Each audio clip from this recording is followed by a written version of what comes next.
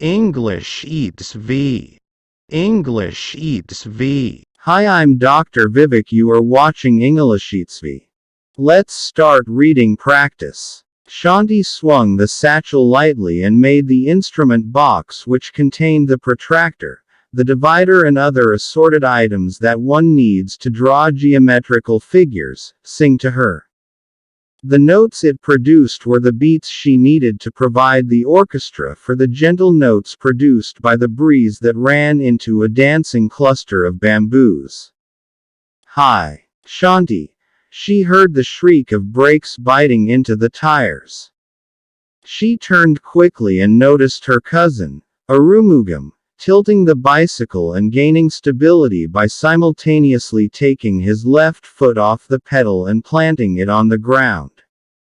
She acknowledged his call with a smile, her fair cheeks turning pink, her lithe figure feeling strangely electrified. Perhaps the heart had its reasons. She wanted to say, "Glad to meet you.